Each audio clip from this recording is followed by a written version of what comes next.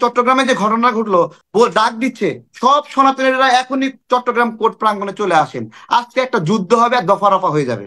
এইটা কার বিরুদ্ধে যুদ্ধ করবে? আমি তো বুঝতেছি না কার বিরুদ্ধে যুদ্ধ করবে।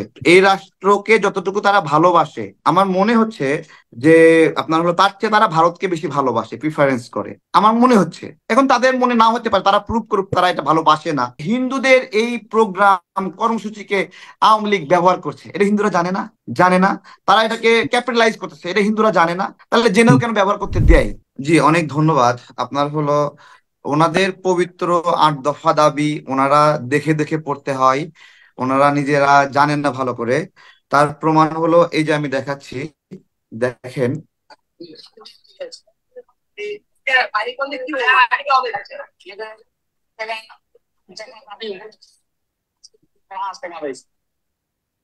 কথা বোঝা যায় না কি এটা। একটু শোনেন।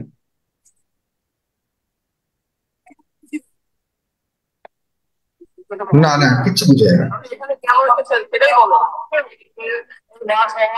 আমরা সবাই এসেছি আট দফা দাবি মেনে। এই 8 দফা দাবি মানা পর্যন্ত আমরা এই আন্দোলনকে সনাতনীরা চালিয়ে যাব। কিছু জানেন না, তাইগুলো আমার জানা নাই।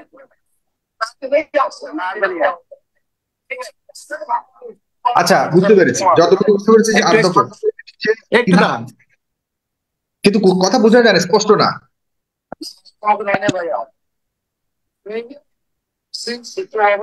এখানে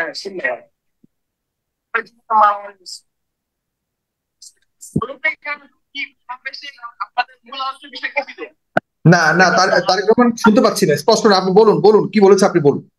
আচ্ছা, এটা হলো মানে এখানে সঞ্জয় সেনগুপ্তর যে এরকম 8 দফা দাবি দেখে দেখে বলতে হলো, তেমনি এই প্রোগ্রামে 8 দফা দাবিকে মানে 8 একটা সংখ্যা, এই সংখ্যাকে কেন্দ্র করে যারা প্রোগ্রামে আসছে তারাও এটা জানে না বা বলতে পারে না 8 দফা দাবি কি কি।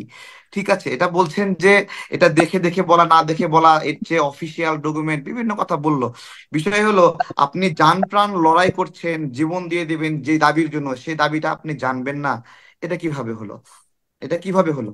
না, এটা এবং এই মুখস্থ নাও থাকতে সময়টাকে, পারে, মুখস্থ নাও থাকতে হ্যাঁ পারে, সেটা মুখস্থ না সেটা থাকতে ভিন্ন পারে, বিষয়। আট না না দফা মুখস্থ নাও স্বাভাবিক, থাকতে পারে। এটা বড় কোনো পুরা পয়েন্ট না। দেশ, দেখেন, পুরা দেশ টালমাটাল, সবাই আন্দোলন করতেছে, এটা ভারত পর্যন্ত চলে গেছে। বাট 8 দফার দাবিগুলো যারা দাবি করছে তারা এটা বলতে পারছে না।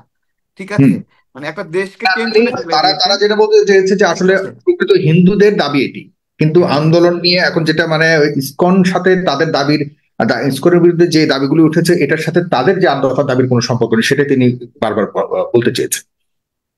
জি, উনি অনেক সঠিক বলেছেন।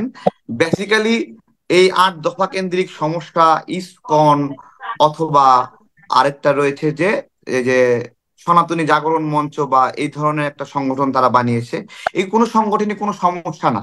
এটা হলো হিন্দু ধর্ম কেন্দ্রিক সমস্যা, হিন্দুদের সমস্যা, সনাতনীদের সমস্যা। তারা এই হুম সমস্যাটা শেখ হাসিনার সময়ে অনুভব করেন নাই, তাদের ওই সময়টা ক্ষুধা লাগে নাই, যেটা সঞ্জয় সেনগুপ্ত বললেন যে শেখ হাসিনার সময় তার ক্ষুধা লাগে নাই। এক্স্যাক্টলি এই সময় এসে তার প্রচুর ক্ষুধা লেগেছে, ক্ষুধাতে তারা অস্থির হয়ে গেছে। এতদিন ক্ষুধা লাগে হুম। নাই, শেখ হাসিনাকে এই জন্য প্রশ্ন করা হয় নাই। ঠিক আছে, বাড়িঘর ভেঙে ফেলা হয়েছে, বাড়িঘর আমি ভেঙে কে আপনাকে ফেলেছে? বলেছিলাম যে কয়েকবার আন্দোলন করা হয়েছে শেখ হাসিনার সময়, আমি বলেছিলাম আমরা তো যে সেটাই কয়েকবার। বললাম। সেই এরকম ম্যানেজ করা আন্দোলনের হয়েছে। ফলাফল শেখ হাসিনা, শেখ হাসিনা সেই আন্দোলনের ফলে কি স্টেটমেন্ট দিয়েছে, আন্দোলন মেনে নিয়েছে কি নেয়নি, সেটা আপনারা বললেন না। এবং আপনারা বললেন শেখ হাসিনার সময়ে অনেকগুলো মডেল মসজিদ হয়েছে, কিন্তু আপনার হলো মন্দির হয়নি। দেখেন, শেখ হাসিনা আপনাদের প্রতি জুলুম করছে, বাট শেখ হাসিনাকে আপনারা বিব্রত করতে চান নাই। শেখ হাসিনা আপনাকে ঠকাইছে, বাট আপনি তাকে বিরক্ত করতে চান নাই। ঠিক আছে, ঠিক এই সময় আপনার ক্ষুধা লাগছে যে না এখন বিরক্ত করতে হবে। ঠিক আছে, আপনি বিরক্ত করতে চান নাই তখন। শেখ হাসিনার সময়ে আপনার হলো সৈকত হিন্দুদের 20টি বাড়ি পুরাই দিল, তখন আপনার ক্ষুধা লাগে নাই, তখন আপনার গায়ে আগুন লাগে নাই আসলে। মানে ওইটা আগুন লাগছে কিন্তু আপনাকে কম্বল দিয়ে, ঠান্ডা কম্বল দিয়ে আপনাকে জড়ায় রাখছিল। ঠিক আছে। তারপরে সুনামগঞ্জ দিরাইতে আগুন লেগে হিন্দুদের বাড়ির যুবলীগ নেতারা পুড়াইয়া দিল, তখন আপনার হলো কষ্ট লাগে নাই, ব্যথা একদমই লাগে নাই। ওইটা আদর করছে আপনাদেরকে। নাসিরনগরে আওয়ামী লীগ নেতা, সেও আপনাদেরকে আদর করছে। এই 16 বছরে আপনি একটা উদাহরণ দেখান, বিএনপি জামাত বা অন্য বিরোধী দল কর্তৃক আপনাদের উপর আঘাত করা হয়েছে, এই রাজনৈতিক আঘাতের শিকার হয়েছেন দেখেন। তাহলে দেখেন, এখন এই 16 বছর তাদের অংশগ্রহণ আপনি দেখাতে যদি পারেন তাহলে আমাকে বলেন, আমি একটু থামবো। আর দেখা যেতে যদি না পারেন, তাহলে আমি দেখালাম যে কতগুলো জায়গায় হিন্দুদের দ্বারা আপনার নিগ্রহে, আওয়ামী লীগের দ্বারা আপনার নিগ্রহের শিকার। আপনারা আওয়ামী লীগের দ্বারা নিগ্রহের শিকার হয়েও আওয়ামী লীগকে ইন্টারাপ্ট করতে চান নাই।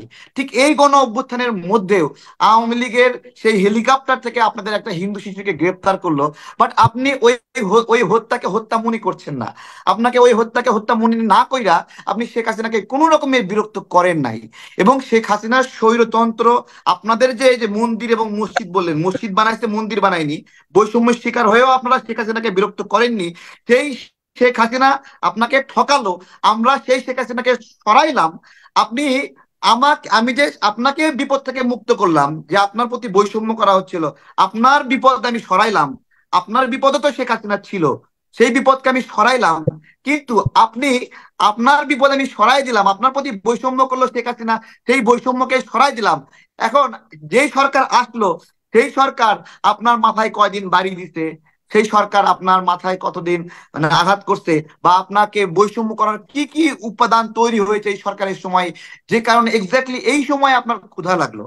আপনি আমাদেরকে আপনারা কোনোভাবে ব্যাখ্যা দিয়ে, অনেকে বলছে ইসকন, বলছে সনাতনী জাগরণ মঞ্চ, এটা মোটেও না। এটা হুম সনাতনীরা আওয়ামী লীগকে বিরক্ত করতে হুম চায়নি, নট ইসকন, সনাতনীরা। শেখ হাসিনার যে পতন হলো, এই পতনের মধ্যে, এই পতনের সময় সনাতনীরা আপনার হলো আহ, মনে করছে যে শেখ হাসিনার না, মানে এক্স্যাক্টলি তাদেরই পতন হয়েছে, এই জন্য তারা তাদের ক্ষুধা লেগেছে। মানে এটা এটা কি ধরনের কথা? আমরা আমাদের এই বাংলাদেশটা না, তারা আমরা অনেক ভেবেছে, ধরনের, তারা যেটা বলতে চেয়েছে যে এর আগে তো সরকার, শেখ হাসিনা সরকার যদি মেনে যেত তাহলে তো আর তাদের আসলে এখন আন্দোলন করার প্রয়োজন হতো না। তারা ভেবেছে যে যেহেতু একটা বৈষম্যের শিকার হয়েছে, এখন নতুন সরকার যেহেতু বৈষম্য বিরোধী একটা সরকার, তারাও এই দাবি নিয়ে মাঠে নেমেছে। এটাই তিনি মোটা দাগে বুঝাতে চেয়েছেন। আবার ইয়ে ভাই হ্যাঁ, শুনতে পারি নাই, একটু আবার যদি বলতেন। আমি বললাম যে এখন তারা, এই সরকার বৈষম্য বিরোধী সরকার, সে কারণে তারা তাদের এই আন্দোলনটা নিয়ে একটু জোরে সোরে মাঠে নেমেছে। এতে কি আপনি এর পেছনে অন্য কোনো উদ্দেশ্য পান কিনা, বা অন্য কোনো কারণ দেখেন কিনা? আমি তো বললাম, আমাদের যে বাংলাদেশ নামক রাষ্ট্র, এই রাষ্ট্রকে যতটুকু তারা ভালোবাসে, আমার আমার মনে হচ্ছে যে আপনার হলো তার চেয়ে তারা ভারতকে বেশি ভালোবাসে, প্রিফারেন্স করে, আমার মনে হচ্ছে। এখন তাদের মনে না হতে পারে, তারা প্রুভ করুক তারা এটা ভালোবাসে না, তারা হুম ভালোবাসে না। আমি আপনাদেরকে একটা কথা বলি, যে এই যে আমাদের ভারতের পণ্য বর্জন আমরা আন্দোলন করলাম, অনেক সনাতনী ফেসবুকে পোস্ট করেছে, আমরা ভারতের পণ্য বর্জন করব না, দরকার হলে সারা বছরে যা লাগে সেগুলো ভারত থেকে নিয়ে আসবো, হুম এইভাবে প্রিফার করেছে ভারতকে। আমার কথা হলো যে দেশটা যদি হিন্দু মুসলিম সবারই হয়, তাহলে হুম মানে এই আচরণটা কেন? হুম এই আচরণটা কেন? আমরা আমরা আমরা দেখেন, এখানে যে আর্গুমেন্ট গুলো আসছে সনাতনী বিষয়ে, তারপরে আমাদের মুসলিমদের বিষয়ে, এখানে পুরাপুরি মানে আমরা আমরা সংখ্যায় বেশি, অথচ প্রতিদিন আমরা আতঙ্কে থাকি। আমরা শক্তিশালী কিন্তু আমরা আতঙ্কে থাকি। মানে আমরা আমরা আতঙ্কে থাকি যে তাদের মন্দিরে যেন আঘাত আঘাত হইলে যেন আমার উপর আঘাত হচ্ছে, আমি কি না বিপদে পড়ে যাই। না, আমরা টেনশনে থাকতেছি সারাক্ষণ, সেই টেনশন হুম থেকে আমাকে মন্দির পাহারা দিতে হচ্ছে। এবং আমরা মন্দির পাহারা দিচ্ছি কেন, এই জন্য আবার প্রশ্ন করা হচ্ছে, আপনি আমার মন্দির পাহারা দেওয়ার কে? যে মন্দির পাহারা দিতে হবে সেই মন্দিরে পূজা করব না। মানে এই যে এগুলো কি ধরনের আর্গুমেন্ট, আমরা তো এগুলো বুঝে উঠতে পারতেছি না। এবং চট্টগ্রামে যে ঘটনা ঘটলো, ডাক দিচ্ছে সব সনাতনীরা এখনই চট্টগ্রাম কোর্ট প্রাঙ্গণে চলে আসেন, আজকে একটা যুদ্ধ হবে আর দফা রফা হয়ে যাবে। মানে এইটা কার বিরুদ্ধে যুদ্ধ করবে আমি তো বুঝতেছি না, কার বিরুদ্ধে যুদ্ধ করবে? কেন যুদ্ধ করবে? সব হিন্দুরা চলে আসেন, আপনারা ইসকনের পিছনে লেগে আছেন, বা ওই যে কি সম্মিলিত সনাতনী জাগরণ মঞ্চ, এর পিছনে লেগে আছেন। বিষয়টা তো এই ইসকন এক সময় থাকবে না, ইসকন যখন নিষিদ্ধ করেন থাকবে না, সনাতনী জাগরণী মঞ্চ থাকবে না, কিন্তু হিন্দুরা তো থাকবে। তারা তাদের মনোভাবটা কখন পরিবর্তন করবে? তারা তো নতুন সংগঠন বানায় সেম ষড়যন্ত্রটা করবে। এখন আমার কথা হলো যে হিন্দুদের এই প্রোগ্রাম কর্মসূচিকে আওয়ামী লীগ ব্যবহার করছে, এটা হিন্দুরা জানে না? জানে না। তারা এটাকে ক্যাপিটালাইজ করতেছে, এটা হিন্দুরা জানে না? তাহলে জেনেও কেন ব্যবহার করতে দেয়? এটা হলো আমার প্রশ্ন, জেনেও কেন ব্যবহার করতে দিচ্ছে তারা এই প্রোগ্রামটাকে? এবং সেখানে দেখতেছি সে আওয়ামী লীগ সন্ত্রাসীরা তো সেখানে ভিতরে ঢুকতেছে, সেলফি তুলতেছে, প্রোগ্রামে অংশ নিচ্ছে। অদ্ভুত বিষয়। মানে সরকার বিরোধী আর স্বৈরাচারের দোসররা এটাকে মানে নিরাপদ আশ্রয় হিসেবে নিয়েছে। হিন্দুরা স্বৈরাচারের দোসরদেরকে নিরাপদ একটা বেষ্টনী বানিয়ে দিয়েছে। এবং আমি আজকে প্রশ্ন করছি যে এই গণ অভ্যুত্থানের পরে যদি 100 জন 100 জন যদি আওয়ামী মুসলিম নেতা গ্রেপ্তার হয়, তাহলে সংখ্যানুপাতিক হিসাবে 8 জন হিন্দু নেতা কেন গ্রেপ্তার হবে না? 8 জন হিন্দু নেতা গ্রেপ্তার হবে না কেন?